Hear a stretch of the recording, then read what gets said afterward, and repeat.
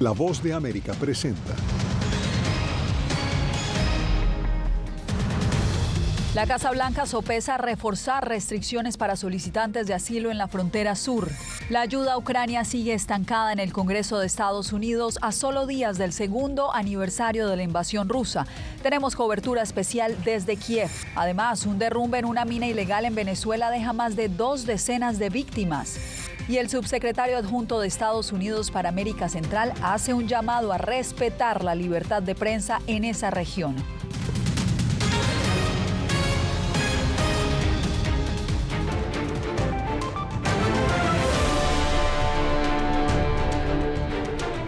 Desde Washington comienza El Mundo al Día. Bienvenidos. La Casa Blanca está contemplando medidas ejecutivas para limitar la llegada irregular de migrantes por la frontera sur.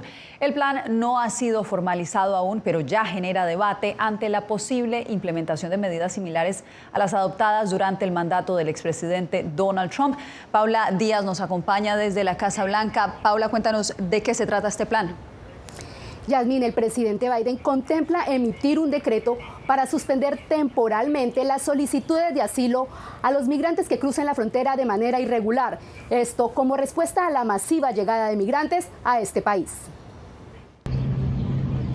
La Casa Blanca está considerando implementar a través de decretos medidas más estrictas en la frontera, dijeron a la agencia AP 3 personas familiarizadas con las conversaciones.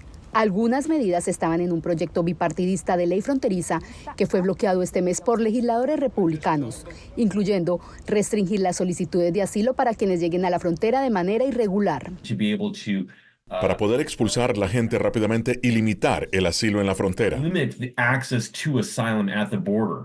Otra medida que se considera es el cierre de la frontera a nuevas entradas en los casos en que más de 5.000 migrantes por día intenten cruzar en una semana o más de 8.500 lo hagan en el transcurso de un mismo día. Tenemos casos de asilo que realmente tienen fundamento y que tienen evidencias para poder comprobar su miedo de regresar a su país. Al mismo tiempo también vemos casos donde las personas realmente no tienen ninguna evidencia o ningún fundamento.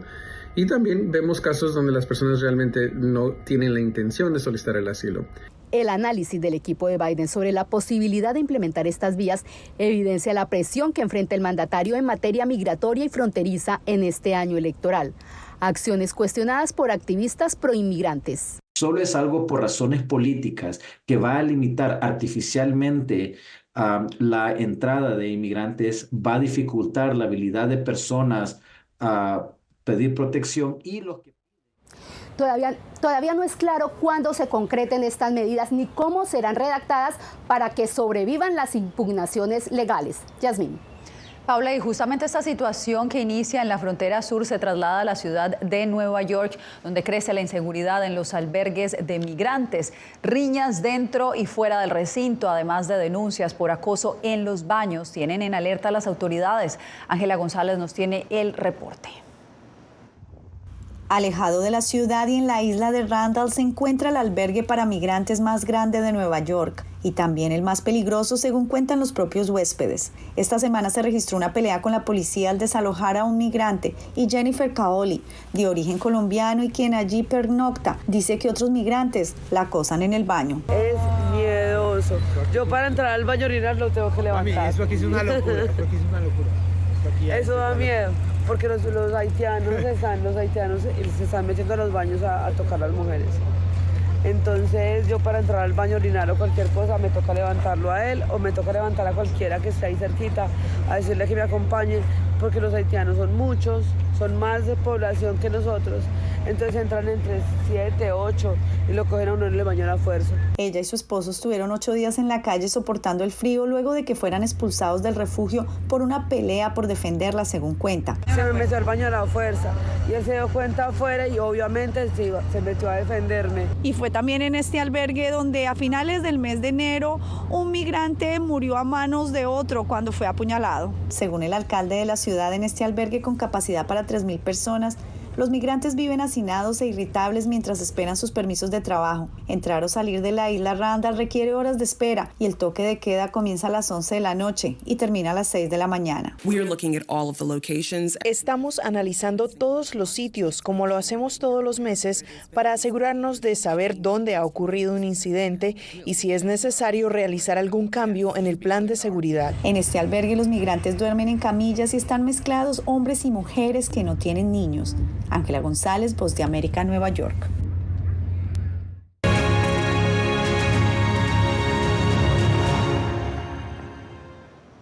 Este 24 de febrero se cumplen 2 años de la invasión de Rusia a Ucrania. Por eso La Voz de América viajó hasta Kiev. Desde allá precisamente nos acompañan en vivo Celia Mendoza y Jorge Agobián en esta cobertura especial. Compañeros, en estos 2 años la guerra no ha cesado, sin embargo muchas cosas han cambiado para los ucranianos. Comienzo contigo, Jorge. ¿Cuál ha sido tu experiencia viviendo de primera mano y escuchando a los ucranianos? Yasmín, hemos viajado a varias zonas en las que las tropas de Rusia causaron destrozos que se mantienen, escuelas, casas, hospitales, también carreteras totalmente destruidas. Casi 2 años después del inicio de la invasión rusa. Me ha llamado mucho la atención que con la mayoría de las personas con las que hemos conversado y de las que hemos obtenido testimonios coinciden en un llamado para que el mundo no se olvide de lo que está ocurriendo en Ucrania, pero también esa sintonía que tienen con Estados Unidos y las decisiones que se toman en Estados Unidos, sobre todo las referentes a Ucrania. Y en este momento, con la mirada puesta que tienen en el Congreso en Washington, donde se mantiene estancado un proyecto multimillonario de asistencia militar a Ucrania. Para muchos de ellos, la esperanza en el futuro está puesta en eso. La cuestión de la ayuda militar de Estados Unidos a Kiev queda como la manzana de la discordia en Washington. Los republicanos de la Cámara de Representantes aún se niegan a tomar en consideración cualquier propuesta, incluso un paquete aprobado en el Senado, sin antes abordar la crisis fronteriza al sur del país. La Casa Blanca trata de negociar con los republicanos, pero la frustración permanece. La forma en que están dejando de cumplir con nuestras obligaciones es simplemente impactante. Ucrania podría quedarse sin municiones y sistemas de defensas para finales de marzo, según las últimas estimaciones de funcionarios estadounidenses, algo que podría cambiar el rumbo de la guerra a favor de Rusia. En Kiev, el estancamiento de las ayudas se vive sin medias tintas. Que bloquean la ayuda a nuestro país, armas, equipos médicos y municiones militares, son cómplices de la destrucción del pueblo ucraniano. Van de la mano del presidente de la Federación Rusa, que intenta eliminarnos y le ayudan a hacer esto. En el frente de batalla, la realidad para los soldados ucranianos es cada día más difícil, según el propio presidente Zelensky. Y para algunos residentes, Ucrania seguirá adelante, incluso sin el apoyo de su principal aliado. Incluso si Estados Unidos no da nada, créanme, Europa no nos dejará. Todo irá bien y Ucrania ganará. Será difícil sin Estados Unidos, pero nada funcionará en Rusia. Entre tanto, la tensión entre Rusia y Estados Unidos se mantiene. El presidente estadounidense Joe Biden usó una expresión soez para insultar al presidente ruso Vladimir Putin durante un evento para recaudar fondos. El Kremlin dijo que los comentarios representan una enorme vergüenza. La vida aquí en Ucrania y en la capital, Kiev, se mantiene o sigue adelante, así como también esos estruendosos sonidos, las alarmas que suenan 1, 2 y hasta 7 veces en un mismo día, alertando que podría haber un ataque ruso en cualquier momento, lo que lleva a la gente a tomar una decisión de si ir a un refugio o no. Eso es también lo que hemos estado documentando y que también vamos a estar compartiendo en todas nuestras plataformas digitales. Así es, Jorge. Y Celia también me contaba hace algunos minutos que es significativo el momento que está registrando Izium, una ciudad de 50.000 residentes donde muchos de ellos desafían su propio temor por su necesidad de reconstruir su historia. Celia, cuéntanos.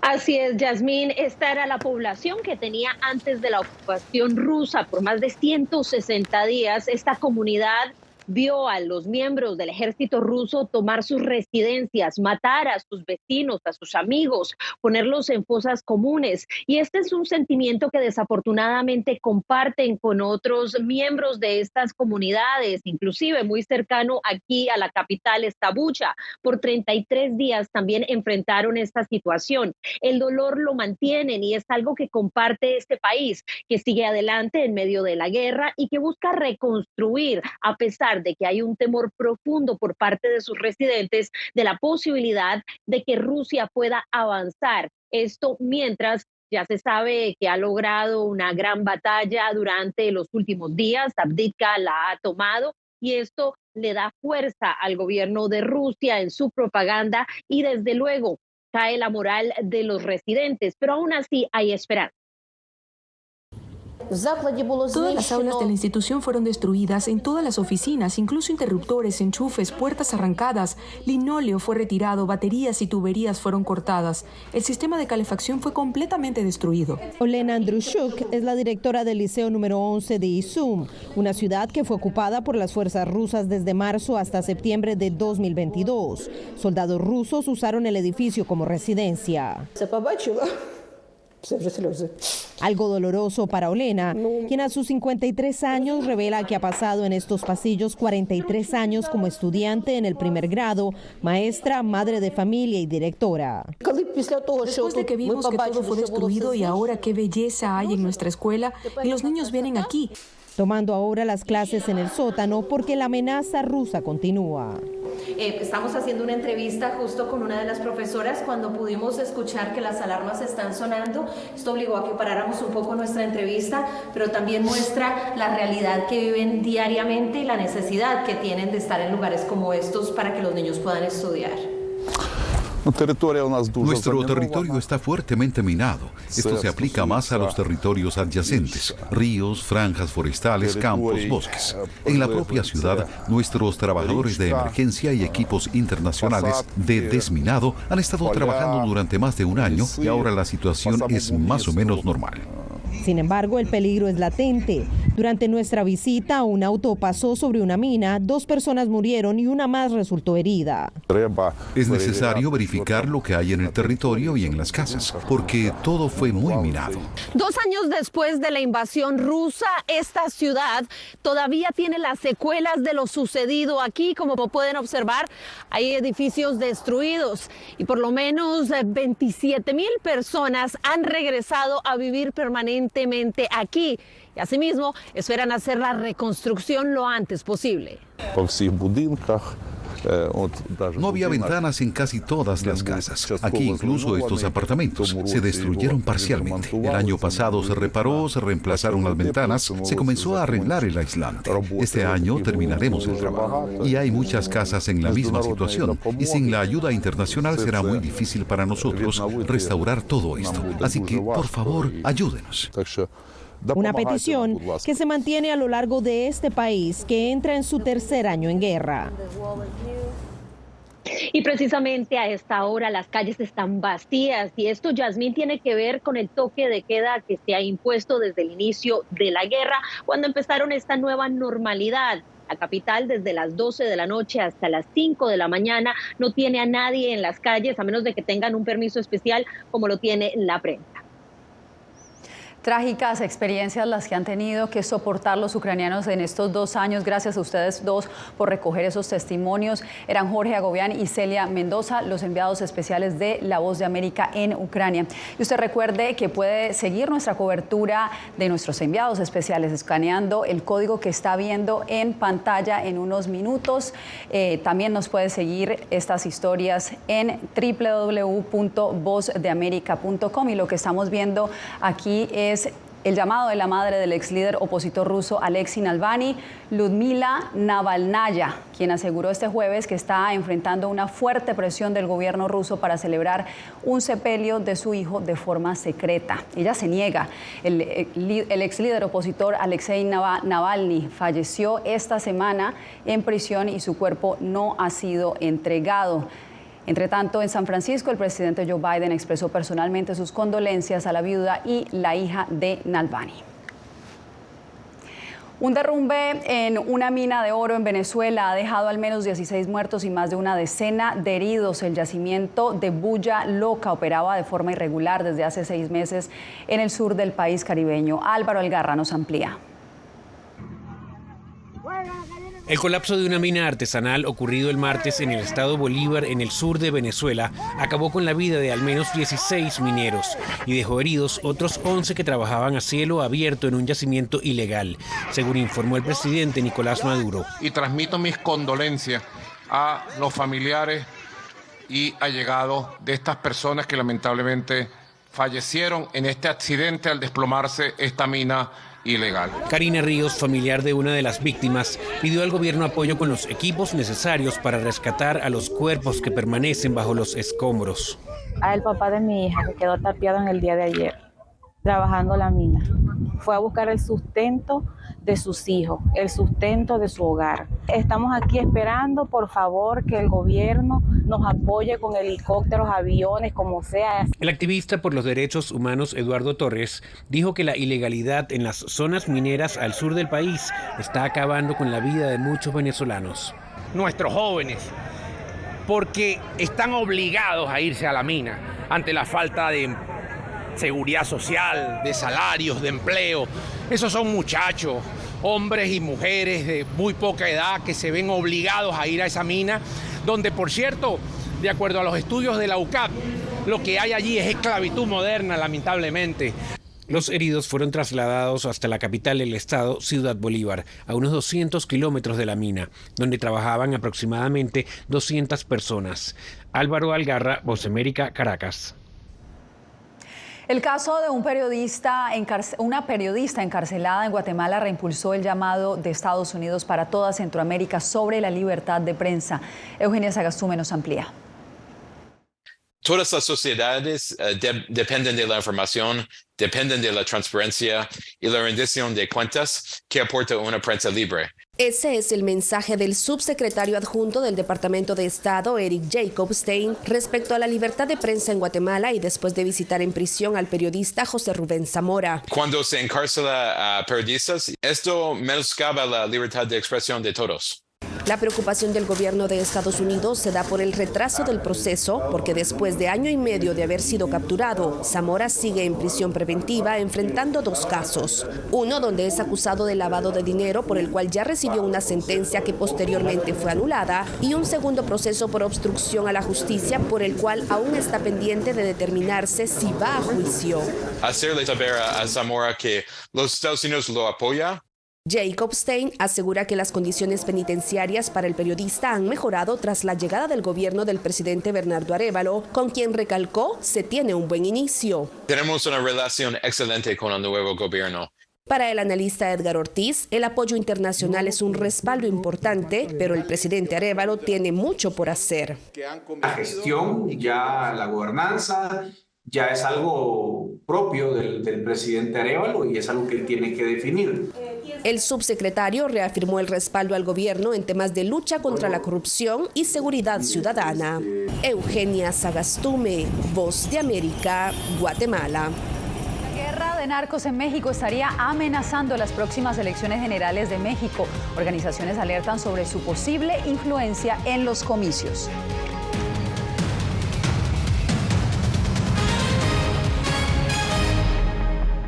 A 2 años de la invasión rusa a Ucrania, La Voz de América informa desde el corazón del conflicto. Secuelas de la invasión rusa a este pueblo. De hecho, es la segunda vez que suena la alarma en el día de hoy. Siga los pasos de nuestros enviados especiales desde Ucrania, Celia Mendoza y Jorge Agobián, muy pronto en una nueva cobertura especial. Tratar de reducir los ataques, en especial de misiles. Aquí desde Ucrania las pueden encontrar en @Voz de América en todas nuestras plataformas digitales y redes sociales. La intolerancia es una característica, no la excepción. Periodismo. La prensa libre importa. Una coproducción de La Voz de América y CDN. No puedo mirar hacia otra parte cuando veo lo que está ante mis ojos. Disponible en vozdeamerica.com. Desde las ciudades más emblemáticas hasta los rincones más remotos del planeta. La Voz de América te trae las noticias más recientes. Con una garantía de credibilidad y balance. Como la mayor radiodifusora de noticias de Estados Unidos a la comunidad internacional, te ofrecemos una perspectiva única sobre la realidad de este país, Latinoamérica y el resto del mundo. Ya sea a través de radio, televisión, web o redes sociales, estamos a tu lado en cada plataforma. Llenó de orgullo a su nación conquistando títulos alrededor del mundo.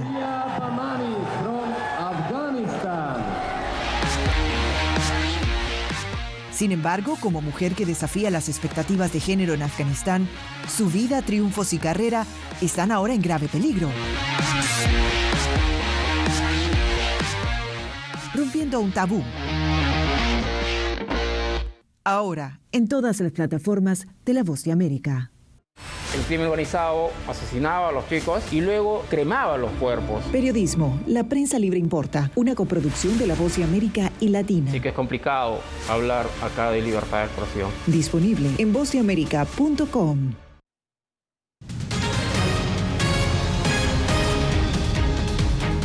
México se prepara para sus elecciones y varias organizaciones advierten sobre el riesgo creciente de que el crimen organizado intervenga en los comicios. Vicente Calderón nos informa que ya ha habido varios casos de violencia política.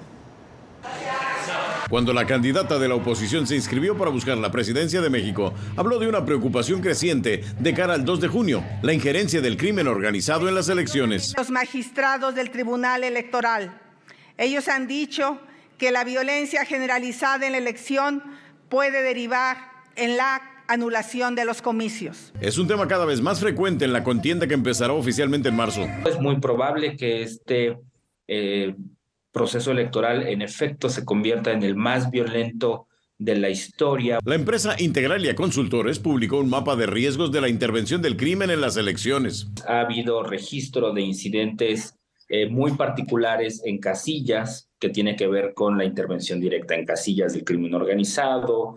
Ubicó a Guerrero y Michoacán, donde distintos cárteles controlan amplios territorios como estados de muy alto riesgo, pero también resaltan entidades fronterizas con Estados Unidos, como Sonora, Tamaulipas y Baja California. Nomás eso nos faltaba, ¿no? Después de toda la violencia que vivimos todos los días en nuestras ciudades. La organización Data Cívica contabilizó 5 asesinatos de candidatos o aspirantes a cargos de elección popular tan solo en el mes de enero del 2024 en toda la República Mexicana. 50 ONGs anunciaron que es uno de varios focos rojos. Destacamos los riesgos de la elección ante la presencia o la intervención del crimen organizado.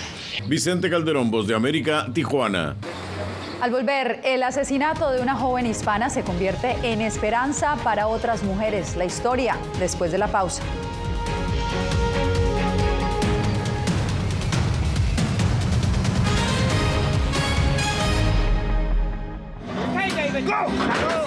La Voz de América presenta testimonios de tolerancia directamente desde el corazón de una de las regiones más conservadoras de Estados Unidos. Historias de personas determinadas a derribar estereotipos, viviendo de manera auténtica en el hogar de los valientes. Encontraron su libertad. Disponible en todas las plataformas de La Voz de América. Nosotros no somos ninguna oposición. La prensa no es ninguna oposición. Periodismo, la prensa libre importa. Entonces hay un poco de tema también de amenazas, ¿no? Disponible en vozdeamerica.com. Desde las ciudades más emblemáticas hasta los rincones más remotos del planeta. La Voz de América te trae las noticias más recientes. Con una garantía de credibilidad y balance. Como la mayor radiodifusora de noticias de Estados Unidos a la comunidad internacional, te ofrecemos una perspectiva única sobre la realidad de este país, Latinoamérica y el resto del mundo. Ya sea a través de radio, televisión, web o redes sociales, estamos a tu lado en cada plataforma. Soy Néstor Aguilera, corresponsal de La Voz de América en el Ecuador. Informar sobre la realidad de un país exige una alta dosis de responsabilidad periodística, más aún cuando las noticias evolucionan a cada instante. Aquí en La Voz de América encuentras noticias veraces, precisas y balanceadas. Valores profesionales que me motivan a trabajar día a día para informarte de manera profunda sobre los temas que más impactan tu vida diaria. Porque en La Voz de América, la prensa libre importa. El periodismo definitivamente necesita ser libre. Periodismo, la prensa libre importa. Una producción especial de La Voz de América. La libertad se la da el Estado y la responsabilidad la asume uno. Disponible en vozdeamerica.com.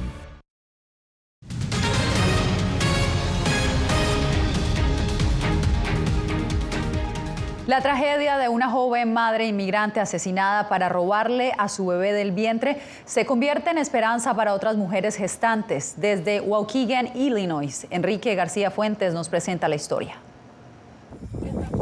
Cientos de paquetes de pañales, además de toallas, ropa y zapatos para bebé, fueron donados a madres de escasos recursos como un tributo a la vida de Marlene Ochoa y su hijo Yadiel. La joven madre fue estrangulada y su bebé arrancado de su vientre en abril del 2019. Marlene fue atraída a la casa de los homicidas bajo engaño. Le ofrecieron regalarle ropa y otros artículos para su bebé. Por eso su familia, con el apoyo de una iglesia y grupos comunitarios, lanzaron la campaña Proyecto Marlene y Yadiel para ayudar a otras mujeres embarazadas con artículos para bebé. Llegar a un lugar seguro para que no puedan llegar a un domicilio donde no puedan saber qué es lo que va a haber adentro.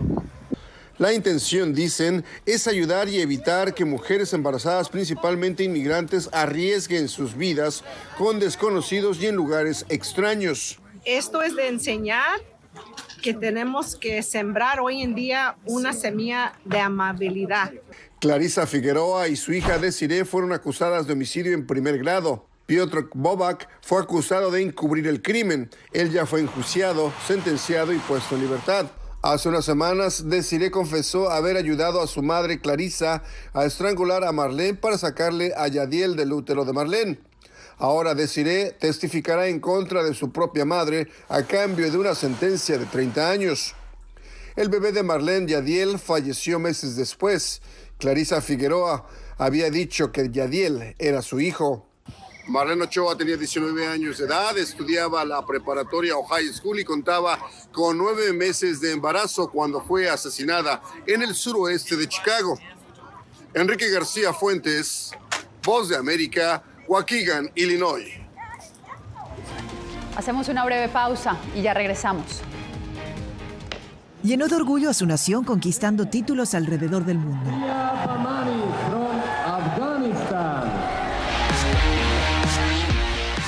Sin embargo, como mujer que desafía las expectativas de género en Afganistán, su vida, triunfos y carrera están ahora en grave peligro. Rompiendo un tabú. Ahora, en todas las plataformas de La Voz de América. Que empiecen a callar a periodistas, que empiecen a callar medios. Periodismo, la prensa libre importa. Una producción especial de La Voz de América. Porque al final lo que está en juego no solo medios de comunicación, sino la democracia de un país. Disponible en vozdeamerica.com. En medio de la guerra, una mujer debe enfrentar su embarazo sola mientras su esposo lucha por defender a su patria.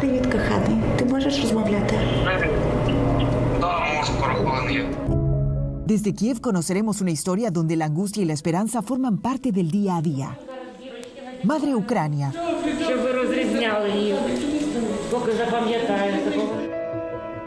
Disponible en todas las plataformas de La Voz de América. Poder recuperar la libertad de prensa. Periodismo, la prensa libre importa. Una producción especial de La Voz de América. Se ejerció esta profesión con mucho miedo. Disponible en vozdeamerica.com. ¿Quieres mantenerte informado de primera mano? Únete a nuestro canal de WhatsApp. Lo que ocurre en Estados Unidos, América Latina y el mundo directamente a tu celular. Escanea el código que ves en pantalla y conéctate con las noticias para recibir información veraz y balanceada. Noticias de última hora, reportes originales y verificación de información. Porque en La Voz de América, la prensa libre importa.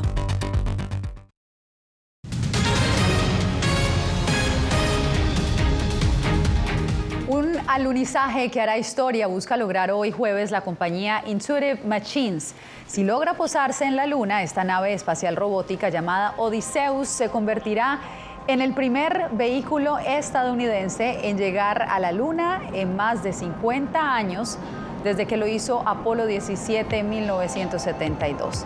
Ese también sería el primer vehículo comercial en pisar el satélite lunar de la Tierra. La misión es determinante, pues allanaría el camino para que la NASA lleve nuevamente astronautas a esta misma área lunar a fines de esta década. Con estas imágenes nos despedimos por hoy. Gracias por acompañarnos.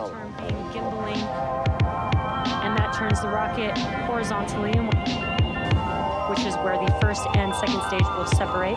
And the first stage booster will begin its trip back to Earth. And the second stage vehicle will